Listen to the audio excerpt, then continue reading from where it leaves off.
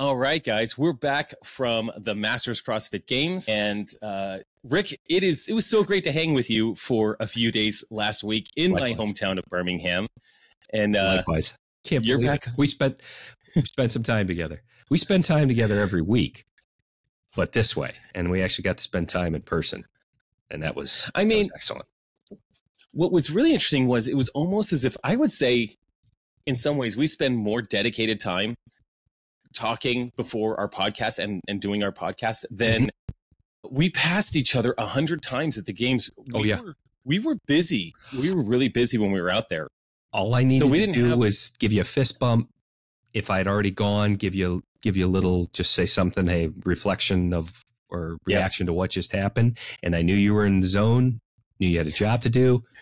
And the beautiful part was, we'll catch up later. This episode is powered by Thirdzy, your go-to for game-changing sleep recovery. Imagine hitting your workouts harder and waking up feeling unstoppable. That's what Thirdzy's PM Recovery Collagen does for me. It's like pre-workout, but for your sleep, fueling your body's active recovery processes without any melatonin or sedatives. Just one scoop before bed supports deeper, more restorative sleep so you can crush your fitness goals. Ready to experience the best rest and recovery? Visit Thirdzy.com and transform your nights into recovery power hours. Thirdzy, because sleep is the ultimate recovery tool. That's THIRDZY.com. Save 20% with code JASONZZZ. Let's get into the show. Well, it was a big weekend, and I know for both of us, we had a lot of nerves going into the weekend. We've done this. We've done this enough times, large competitions, to know that the Monday, Tuesday, Wednesday leading up to a Thursday competition is not relaxing. Whether you're traveling or you're not traveling, like me, you're just running on high anxiety. Yes. What was that like for you leading into the weekend last week? Well, unlike you being in your home, your own home, your hometown, it was the anxiety around travel. It was around getting settled for every athlete that wasn't living in the Birmingham area there. It was checking into your Airbnb, checking into your hotel, finding food, getting organized, following the schedule, the anticipation leading up to it. Because, yes, we all had a job to do starting Thursday morning. There was a lot to get accomplished prior to Thursday morning. And that's what made it just nerves. I don't care how many times you've done it, and you're an example. Yep. It gets you every time. I mean, I was just working on the YouTube video, like behind the scenes, and I was talking to the camera. Yeah, and talking to the camera, it looks like this. I mean, it really looks like talking to a camera in our room that we had out there prior to the first event. And I was telling the camera that it's an hour before the CrossFit Games starts, the hour before I'm going to be on the competition floor. And that is when the anxiety is the absolute highest. It's brutal. And, once you get on the competition floor and you bite off that first workout, everything calms down. And now it's happening. I didn't perform as well as I wanted to in the first event, but it almost didn't matter. I was just so glad to have one event down. Same. And here we go, right? Because then you remember you can do it. You remember you're there on the floor for a reason. It's a good feeling to get that under your belt. They say the butterflies are gone after, the first snap in football, the first pitch in baseball. Our first event is that. Butterflies. There was still nerves ahead of other events, but it was, 70% instead of 95% in terms of nerves. So I completely agree. Like you said, they had their first pitch, all the nerves, for us, it was 25 overhead squats as fast as possible with a light weight. That's one way to snap off that anxiety is just sprint your way through a devastating 2-minute workout and lay on the floor in agony afterwards. But it got the job done and anxiety relieved and onward is what it felt like. Liked it. Rick, how did you like the venue? The convention center feel. Convention centers have a certain feel, but I don't know about. I want to get your thoughts first, but what did you think about the amount of space there was, the warm-up area, the competition area, the athlete village, the vendor village? Some of your thoughts about all of that. Well, by gauging by the number of steps I took, according to the watch, there were some pretty busy days. I was on the move. And it's because it was so spread out. They did a great job finding a location that we didn't feel crammed in. We can talk about maybe some of the suggestions we'd like to see in the athlete warm-up area, but I never once felt space constrained, where in past competitions, we certainly have. Great competition floor space, three open floors, and there was still lots of room. The athlete village area, tables, microwaves, plenty of places to camp out. In vendor village itself, not athlete village, but vendor village, they planned that appropriately based on the number of vendors that they had. Well spaced out. I'm glad. Now, would we have liked to have been in an arena, used a field, all those kind of things? Yes. But for year one, great spacing. I liked it. That smell of one of the new rubber floors when you took the escalator down, I was like, we are here. We are ready to go. That actually was a cool feeling that you would walk from the athlete village through the vendor area to get to the escalators. And that was as you were sort of entering into the field of play. Yes. Yeah, that was good. So and I took the escalators every time. I didn't walk those stairs one time. I was doing plenty of fitness otherwise. I took the escalators up.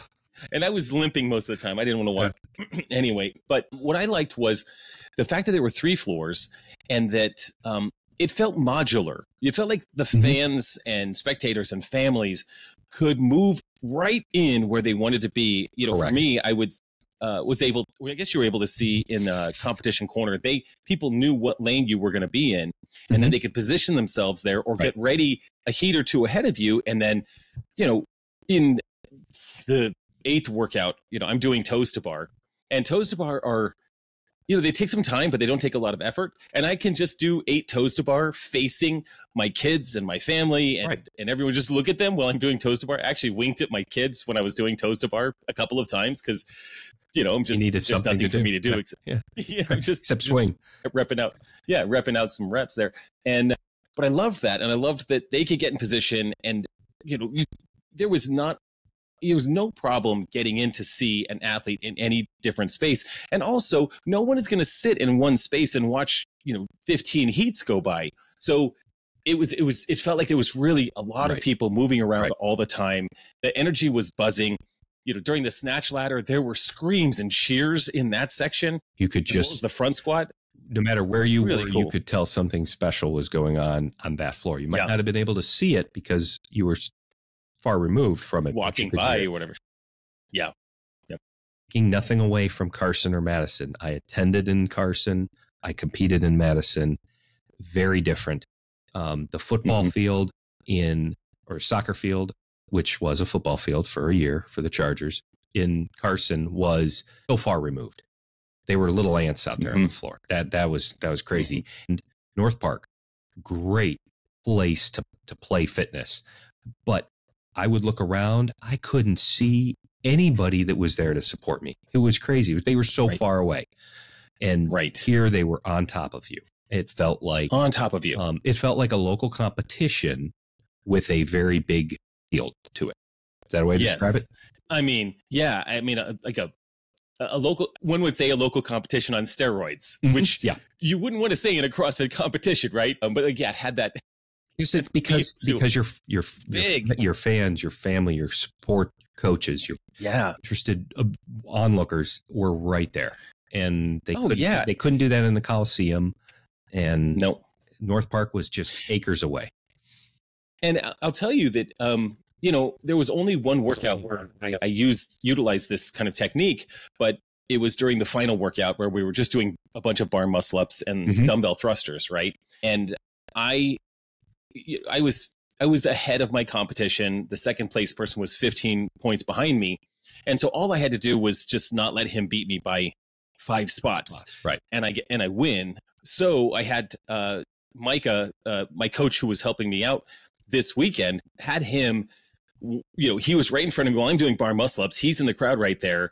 And we had hand signals. And there's only 2 hand signals, Rick. There's either the motion to go faster or the motion of you're fine, everything's okay, you're good. And because we were facing away from each other, because the way they set up the floors, if you weren't able to see it online, there was a competition, or your opponents were on both sides of the floor. So when you're doing bar muscle ups or pull ups or toes to bar, you're facing away from them and you can't see what they're doing behind you. Right. And so while I'm doing bar muscle ups, I'm looking right at Micah, and he's giving me the "you're good" sign. Everything's fine. You're good, which is just super cool that I can see him. I don't have very good eyesight. So the fact that I can see him because he's only like 7 feet away, that's pretty cool. North Park, you would have not never pick him out of the crowd. I can't see anything. Yeah. And the other thing is, when you finish an event and you're excited or whatever, and you can run over and you can fist bump your kids, fist bump your family, fist bump, fans and people that are there to cheer you on. Yep. You're right there. It's very intimate. And that's, it's like in the Coliseum, either at Dickies or at up in Madison, where those select few are right on that finish line. And they get knuckle bumped by the athletes, right there on the finish line. But you got to have that on every one of your events here. So I think we beat the horse to death there. That it was really cool setup. Yep. Likewise. As far as the community and the judges and the feel of having let's call this community. But this was an event that took place 3 weeks. Is it 3 weeks or 4 weeks after the CrossFit Games and after the tragedy at the CrossFit Games. Yeah. And so we were, certainly thinking about, Rick, I've got my Lazar bracelet on right there. There it is. Kudos to you and Julie for ordering 600 or so of these bracelets, however many you ordered. And people could just wear, a bracelet remembering Lazar and at the same time celebrating the sport of fitness, not forgetting that something really terrible happened a month ago in our sport, but also being able to celebrate the masters and the teens being together, being part of this community. And I felt the community aspect was palpable. I mean, I don't know about you, but as I'm running in, I'm knuckle bumping every single volunteer, every judge, and I think you're doing the same thing. Everyone is there and excited to be a part of something. It was what the community needed.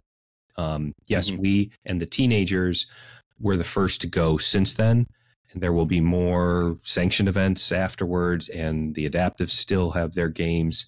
But then we don't really get all together again until, I guess, semifinals for the elites in person next year. So it's going to be a while. So we know that, the community is still reeling from that. And what we experienced this weekend, I think, took a good step for the Masters to show the success that could be achieved in hosting a competition like this, separate from the elites. And agreed. Coming together with each other and for each other, because the amount of camaraderie, hugs, high fives, fist bumps between competitors, between judges, athletes, and volunteers really was what we needed. Long way of saying yes. It was special. Yep, it was very special. Moving on to the competition itself, let's maybe move on to the workouts and the equipment. So I think one of the things that at least I was going to say is, and we're not going to go through every single one of the workouts. We could talk about every workout. We could share everything we experience in every workout, and maybe there's more content for that in the future. And I know that Rick and I both have thoughts about every single workout. Yes, we do. But we did notice that there were some unique parts to some of the workouts. Like, for example, on a snatch ladder, there was, we were changing our own plates for 2 of the barbells. So there were 2 barbells, there were 4 lifts. Yep. Which means that we did a lift, we added weight to that bar, then we moved to the next barbell and added weight. And this is the first time this has happened in competition. This happened in other CrossFit Games competitions where they were adding weight to a yoke themselves. I remember that. Or it's rolling across I believe the floor. So this isn't new, but it was one of those things that was probably something that we hadn't thought about, even though we knew a week in advance, but we hadn't thought about practicing how we change plates. That was pretty stressful. Or there was some last minute changes. For example, on the chipper workout, it went from a barbell shoulder to overhead to dumbbell shoulder to overhead. Right. And I was told at one point at the competition that that we were actually supposed to be doing handstand push-ups Right. instead of shoulder to overhead in that workout, which the workout was very much a tall person workout. It had wall balls, that shoulder to overhead, box step overs, dumbbell snatches. But Right. if it did have handstand push-ups, it would have equalized that workout a bit Right. for those taller athletes. And apparently when Rogue shipped all the equipment, they didn't ship the backings for handstand push-ups. So, I think sometimes the best laid plans don't always go as planned, and there's modifications that happen and changes that happen, and you just have to roll with it. It makes me think about the CrossFit Games maybe 2 or 3 years ago, where a storm rolled through Madison the night before a big rope climb workout with kettlebell cleans and the alpaca. That event was changed because the ropes out that year. They couldn't guarantee the safety for the athletes.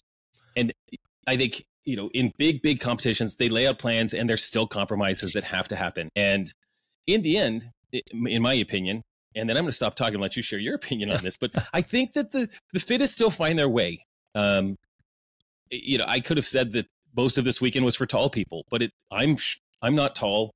And, Will Morad is not tall specifically.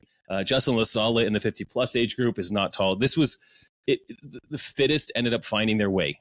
In my opinion, multiple events, when programmed properly, it could be, going back to the original games out at the ranch. 3 events, but it was something, something different tested each event, and the fittest find their way, rise to the top. I mean, very rarely. Now, I'll say that I loved having as many events as we did. I think that did help. The fittest stood on the top of the podium, men and women across the board. You outlasted your competition. You survived, stayed healthy, and you accumulated enough points to stand on the top. Great.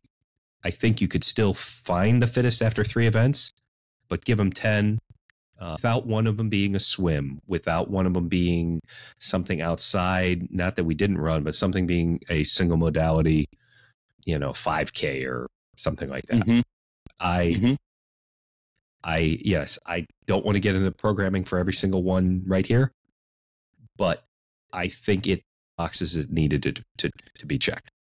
Yeah, I totally agree. And I think you make up that good point that there have been tests where we've been at the CrossFit Games where there's been 6 events or 7 or 8 or 9. I mean, I think over the 5-6 years that I've been there, I've had, all of those numbers, ranges, right, and all those numbers. And I prefer 10 very much. Now, my body was tired for sure. Sure. Having 10 events, and Rick, this was the deepest field we've ever had for the Masters CrossFit Games. Loved it. That was so amazing. And you had guys, at least in my age group, there were guys that I was nervous of that I knew in the top 10 coming from quarterfinals and semifinals. But on day 3, there was someone in my age group that came out of nowhere and won all 3 events that day. And I can't tell you his name. I don't know. I could look it up. I don't know how it happened. He just, he beat me by less than a second on the standard, and he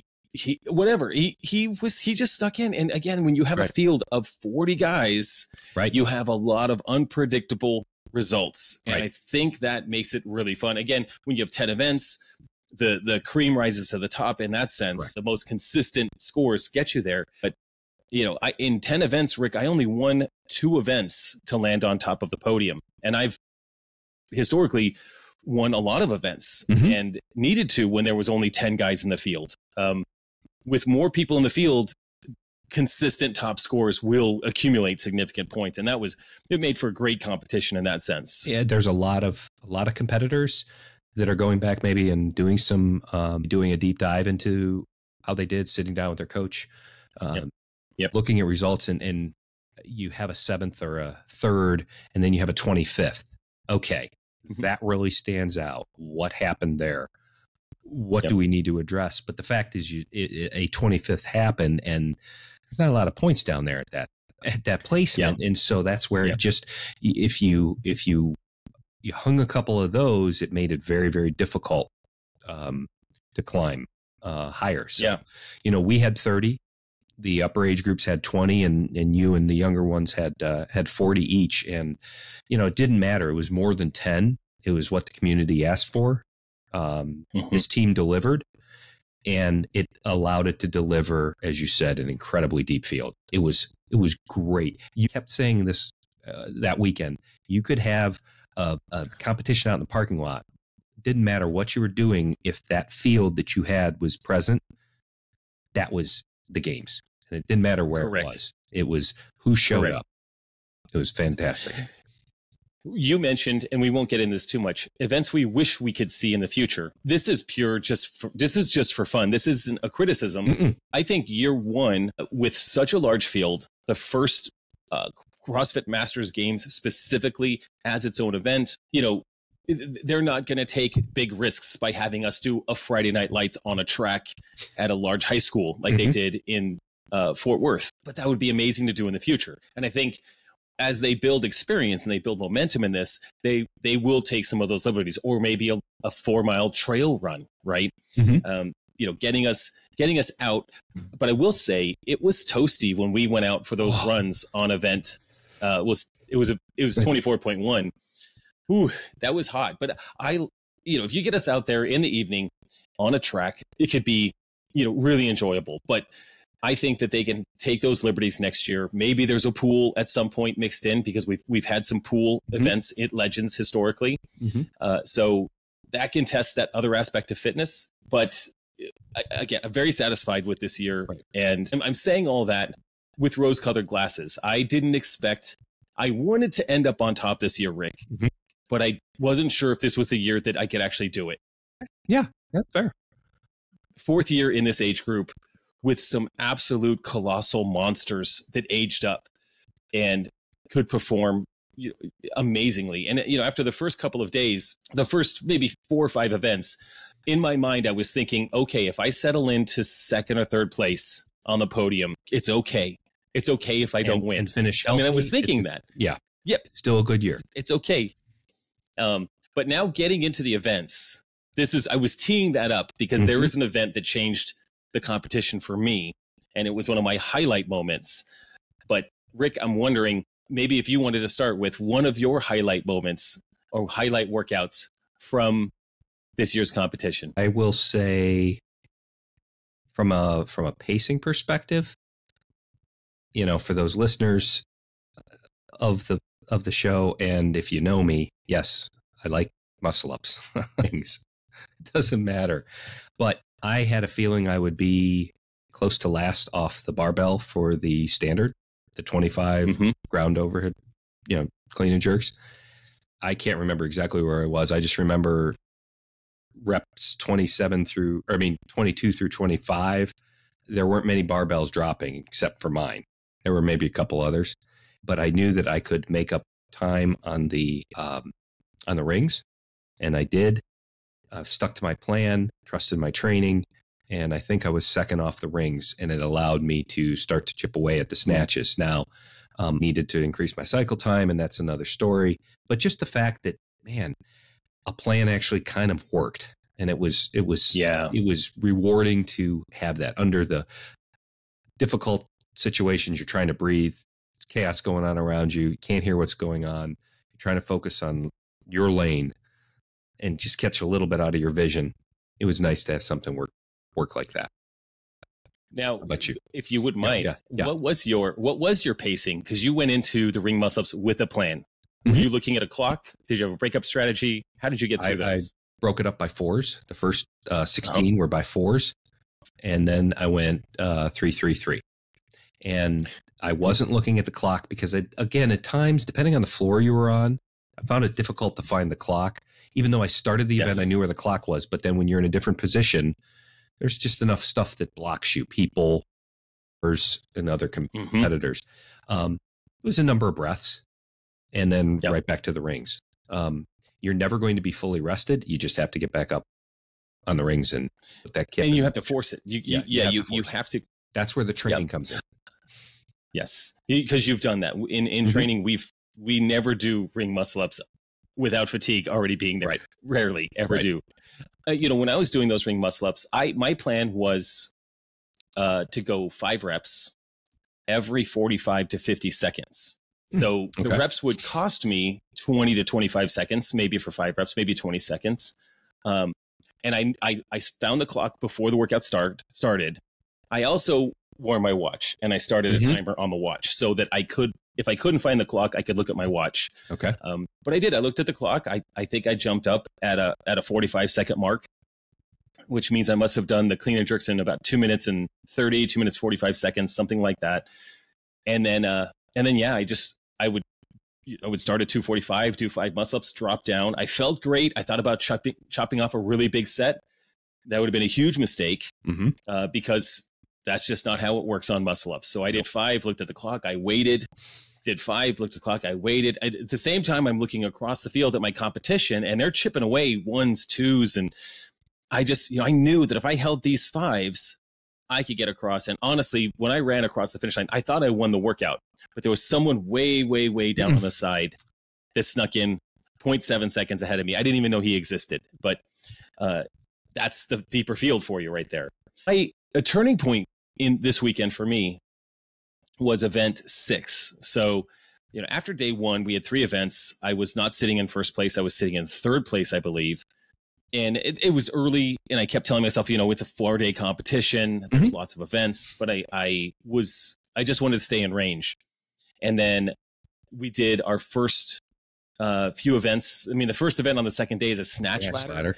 And no one's making bets on me on the snatch ladder. I'm making a bet that I can do okay.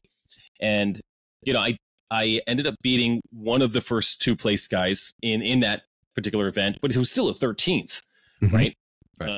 Not how I really want to start, but I was very happy because it went as planned.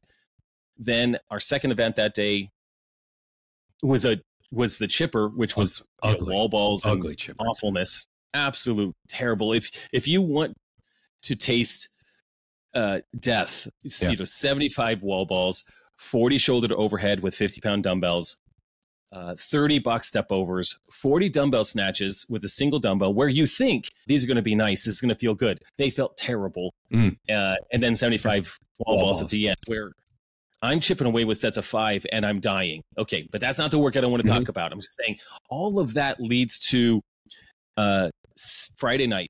It's event 6.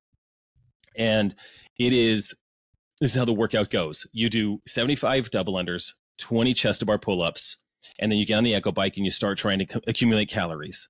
You're done with this workout when you get 95 calories, but you stop at the 4-minute mark. Then you reset for 1 minute. And then the next round, you have 3 minutes, but you still have to do the buy-in, which is 75 double unders, 20 chest to bar pull-ups, and then onto the bike again.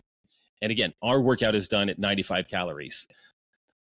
I wasn't even sure if I could do double unders going into this particular workout. I had hurt my calf, re-injured it while I was running during event number 2 the day before, was limping around, took some Advil, the adrenaline took over, and I did double unders like a champ. I mean, not like a champ, but like a pro. Like if you could have put me on like here's a tutorial on how to do double unders perfectly, because they were just smooth and pain-free. But I had practiced this workout on a ski erg instead of double unders, and I knew exactly what I needed to do on the bike, and that was in practice. Now we're on the field of play, built up all this fatigue, and the first time I got to the bike, I set my watts. I knew exactly the wattage that I wanted to hold on that bike. Right. And I look across from me, I see my competitor, Kane Hayes, who is a huge man, and I see the guy next to me, Robbie McCord, who's also another huge man, and they are just ripping the handles off the bike, Rick, and I'm doing my thing. I know my pace, but they're killing it. Yep. And I'm like, well, I mean, and that was where I was thinking, like, okay, if I get second place, third place, that's okay. I don't have to always win the games. But we finished that first effort, and I have 62 calories or something. I got to get to 95 on the next round to finish this workout and not do a third round. So unlike us, we go 3, 2, 1, go. I've got the double unders. They're smooth. I think we all did our double unders. I got to the chest to bar and I do 20 and I run to the bike. I look across and Kane, my primary competitor that I can see right there, and Robbie next to me, they're not on their bikes yet. And I just get on the bike and I'm going. And I'm thinking, I just want to make sure that I get ahead of Kane by the time he gets to his bike, because he got over 70 calories on the bike. That was crazy. In run one. Insane. Crazy. Crazy. And I can hear the announcers, Yeah. And he gets to I'm at 73 calories. He gets on his bike. He has like 71 calories and he tears the handles off. And I'm looking down at watts. I just got to hold my wattage. The only way I finish this is if I stay on 500 the entire time. And I glance up and he's resting on the bike. He had leaned back. He hammered it for a second and was leaning back and was fatigued. And I was like, oh man, I don't think he's going to make it. And I look at the clock, I look at the calories, and I deduce that I'm going to make it with enough time to get across the finish line in this round. Mm-hmm. And I did, and I ran across the finish line. I laid on the ground in absolute agony, Rick, so much pain in my body with my fists in the eye, with this sense of accomplishment. Like, I just beat the big guys. Yep. The turning point. I beat the big guys on a bike. And I went home that night and I was talking to my wife and I said, I might have a chance to win the games. She's like, yeah, I think you got a chance.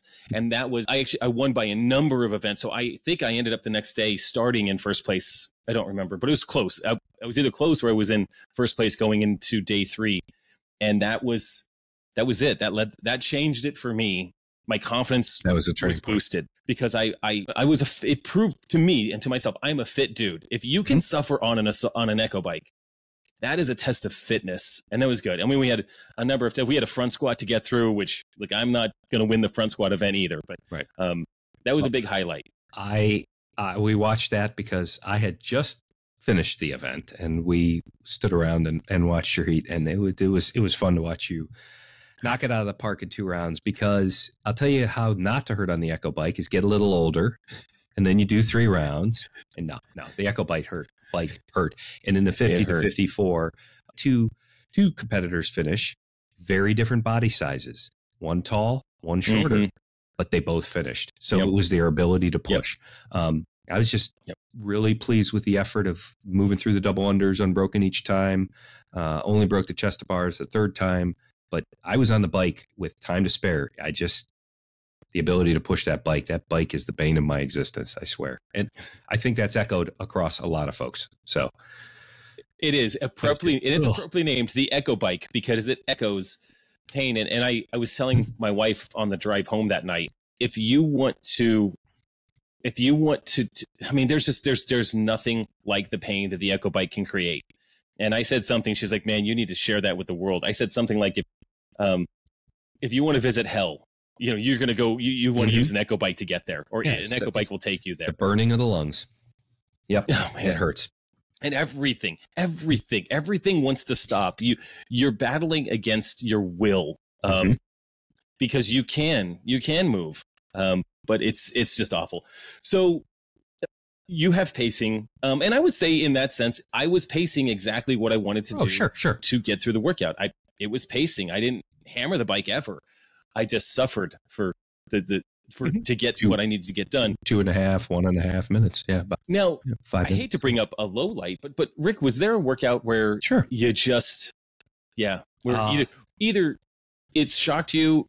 Did you blow it? Was there anything where you're just like, this was not what I intended? Just an ugly workout standpoint. We touched on the chipper. Overall placing in that wasn't terrible. It was just ugly. It hurt, and we didn't have as many in our age group finishes. I think you guys did, but from a hurt perspective, the run outside, the run and deadlifts, it was super hot. That first breath felt like breathing in a furnace. I had worked on running all summer, and I'm glad I did, because I can't imagine what I would have felt like had I not. But I began to cramp the front of my legs in the final 2 rounds to the point where it hurt to bend over and pick up the bar for the deadlifts, and it felt like needles or daggers in the front of my quads. And that was a feeling that I had not felt before. I was like, God, I need to get through this. And I had aspirations of coming in the last round. I had passed somebody on the run somehow, and I was like, okay, I need to hold on to this bar. And I did 10, and I picked it up again, and the legs just started to wobble. And I was like, okay, well, we're going to stop at 5, and then we're going to finish at 5 and limp across the line. Yep. So that heat outside, because I think I went at 3 o'clock. It was pretty hot at 3 o'clock out there. It was hot. And it was in the sun. So the body is much fluid and as many electrolytes as you could get in you. It just took something out of you. The other thing was that we had done our first event that day before the run, which was 50 overhead squats and 80 feet of walking lunges, weighted walking lunges, as fast as possible. So our quads had already, really been taxed in a very explosive way. And then we're going to go out and run. And the run was toasty, I will say, now I'm a native here. I mean, not a native, a local. It's toasty. I'll tell you, out on that run, you really felt it, and you felt it. It felt so good when you made the turn and you came back into the convention center, because it felt like you were just breathing like this cool. It was like jumping into like cold water. You rode the wave that run. Cool air. Yes. It was amazing. Yeah. As soon as you turned that corner, that's what I was waiting for. After I figured it out after round one, I was like, let's breathe. Let's breathe. I would say for me, the first event was, while I said earlier, it was a relief to have chipped off just one event. It was where I became the most concerned, because we were starting off with an event that it doesn't favor me. It doesn't favor anyone else. It's just overhead squats and walking lunges. I had practiced it, and then I started seeing the times people were getting compared to my practice time, and I realized that I was going to have to go 30 to 40 seconds faster than practice. And I thought I killed it in practice. And so going out there, I had a slight bobble on both of the squat snatches to get into the overhead squats. So it was a set of 25, walking lunge, then a set of 25. And the bobble on a squat snatch that cost me a second on both of those squat snatches, that's 2 total seconds. And that's like 5 places on the leaderboard in that first event. Yes. So when I ended up getting 10th, while I was glad to not get 38th or 40th or something, 10th had me concerned, because the first place guy was the person I was most concerned about, Robbie, for the whole competition. And so it had me concerned, and I just knew, and I was excited to move on from that short, fast event. It's not the first time I've started off the CrossFit Games in a bit of a deficit. In 2019, we started with a sprint. It was a 500-meter row into 30 bar-facing burpees as fast as possible. And I tripped on the bar during the bar-facing burpees. It cost me about 3 seconds. I had to redo the rep. I mean, that cost me 6 places in that event in 2019. With 10 competitors. With 10 competitors. Right. And somehow I was able to come back that year and win. Just anytime you start in a bit of a deficit on the first round and it's a sprint, I mean, that just had me nervous before, during, and after the workout, and I will just say that if I would have hit those snatches, I still can't go faster. And I didn't understand how some of these human beings were moving through overhead squats that fast. It's one of those movements where you and I, and we've been in competitions plenty, and we are not going to take a no rep. I got 0 no reps. Same. And I was never riding the line, right? You and I don't ride the line on that. And because a no rep is just so costly. But for people to be able to move through those reps, and good reps, I saw it on the video, there was good reps happening at an incredibly fast speed. We got work to do on speedy squats. Cycle time. Absolutely. Yeah.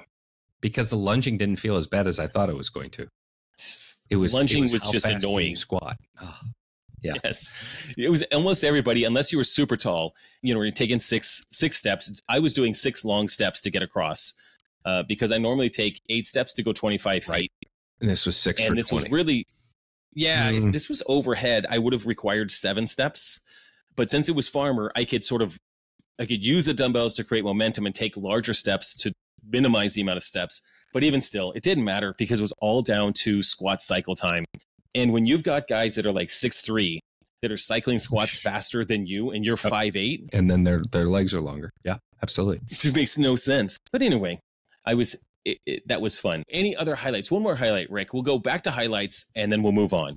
Okay, final event. Eventual champion in our age group. You crushed it.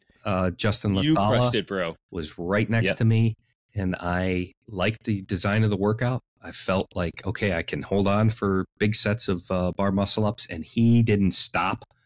And I thought everybody else was the same pace as he was. I was like, I got to go. And then I heard the announcer say he had 2 left, and I knew I had 3 left.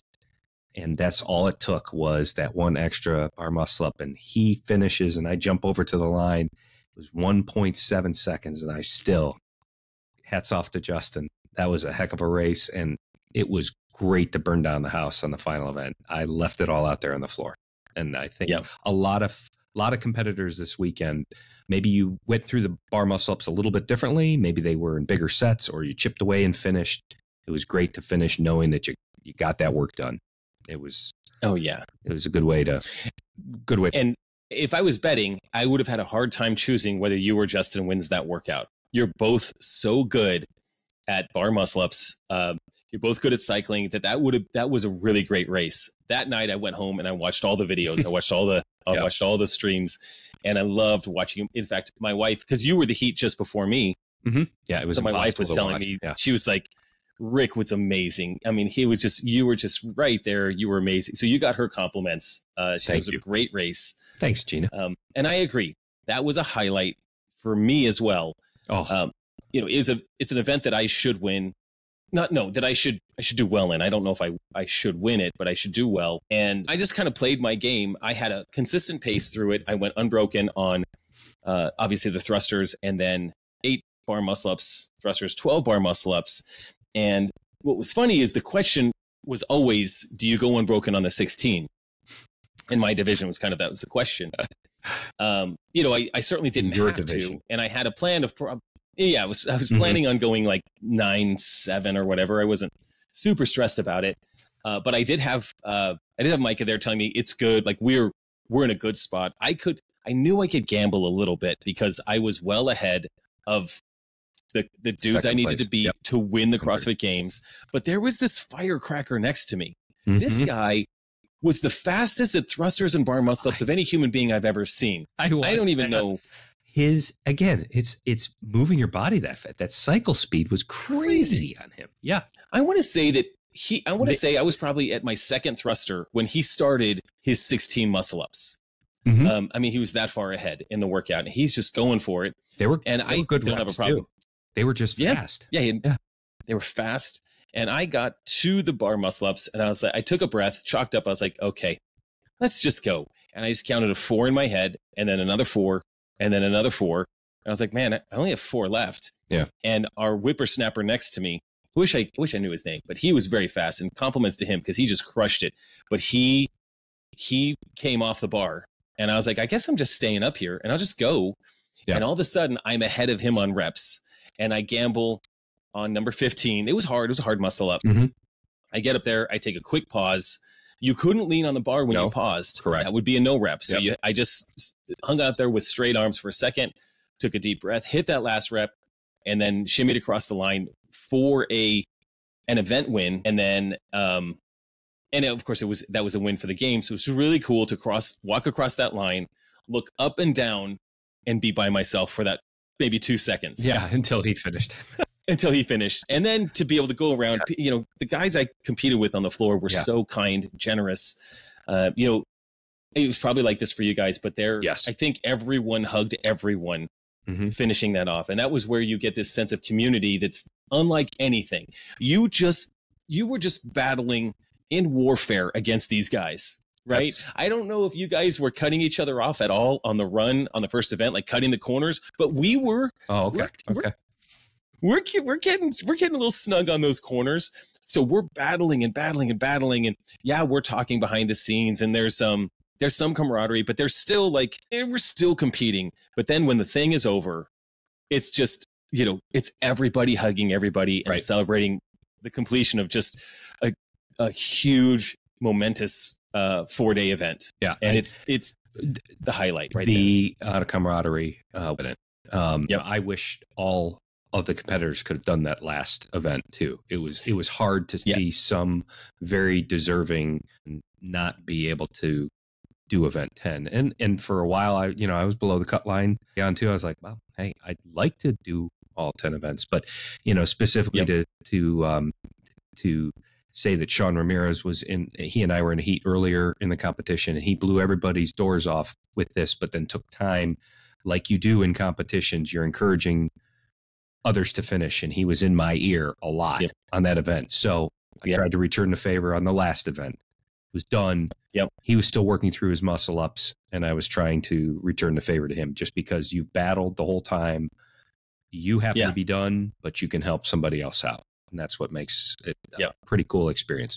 It is. And it's hard to express what that feels like, except when you get on that floor and do that. And I think large competitions always feel that way. Right. Whether we're at Legends, I think MFC last year had that feel to it. The games always had that feel. But it's nice. You're right that here we had 20 people on the floor for our final event. I think you had 15, right? Right. And, it was having 40 people in the background with all that camaraderie in the warm-up area was just super enjoyable. I have a really good taste in my mouth, if I want to say it that way, about the CrossFit Games this year.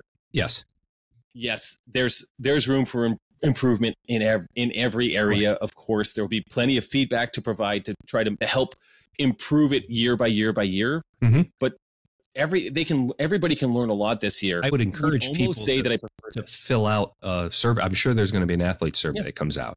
And Absolutely. If you were there as a spectator, send Legends an email. If you don't get a survey, they'll read those emails as well. I mean, from a spectator's perspective, there are probably pluses and minuses that people had that were good for them, and they would like to see improvement. So, shoot them a line. All they want to do is put on a good show, and feedback. Not at all. I've got feedback. I got things to say. Oh, sure. And I'm going to give them all the good, and I'll give them all the my thoughts on where it could be improved. Correct. I was going to say earlier that I was trying to compare my experience in Madison with the big show when we're all together versus the Masters CrossFit Games being its own thing. And while it's two very different experiences, I really enjoyed this experience. And looking back, I'm glad we have our own event. Mm-hmm. I really enjoyed that, and with all of the benefits, the deeper field, the audience right there with you, the sense of camaraderie, the amount of feeling, the dedication, the live stream, which was, it was good to have Sean Woodland, say your name again. There's nothing like him saying your name, and Tommy Marquez and Lauren and Chase. I mean, all of them, they're the powerhouse team running the stream, which was amazing. It was a really, really good experience all around. Sean said it well in that the Masters community and the teenagers up there in Michigan, they didn't have to share the spotlight with anybody this weekend. And I think that was important for the growth of those two particular groups. Agreed. Yep. And thank you all to the people. I know you're going to say this too. You certainly much more than myself, but thank you all to those folks that came up and said, we love listening to the show, or it helps me on my drive in the morning, or big fan. That means a lot, and we really enjoy it. We love to say hi, love to meet people, and it makes it worth it. So thank you. Yep. And if you ever see us at a competition, which our next competition is MFC, where we'll be there together. I'll be at Wadapalooza out in Huntington Beach, and then we'll both be up at MFC. You're competing on a team. Right. I'm just coming to watch y'all compete. But don't hesitate to come up and say hi. Rick and I are rarely ever too busy to say hello. Absolutely. So don't hesitate. We're happy to do that. And with that, we'll wrap up the show saying that I think next week, Rick, we will be talking about the Legends Championship qualifiers, which I believe come out Monday the 9th, okay. I think, which means that our next show, we'll be talking about qualifiers. And we're going to have to somehow wrap our heads around doing intensity again here. But we can talk about the workouts. We can talk strategy and thoughts and about those. The Legends qualifiers are rarely a joke. Not at Meaning, all. No. what I mean is they're no joke. They're hard. They're hard. And then a month later, I know Wadapaloozas are out. It's just going to be busy. Yep.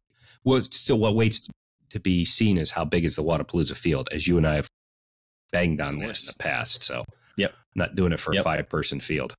So, that's just definitely me. Not going to Miami to compete against 7 human beings. So hey, but great to talk with you. Glad we were there. Congratulations again. 5 is a very impressive number. And you earned it. Well done. Thanks, Rick. Appreciate it, man. Always good to hang out with you. Likewise. Well, I'll see you soon, and we'll see you next week. Thanks for tuning in to the Masters in Motion podcast. We'd be so grateful if you could take a moment to leave us a 5-star rating on Apple Podcasts or your preferred podcast app. If you're watching on YouTube, subscribe to the channel. Your support helps us reach more listeners and grow our Masters community. Until next time, get bolder, not older.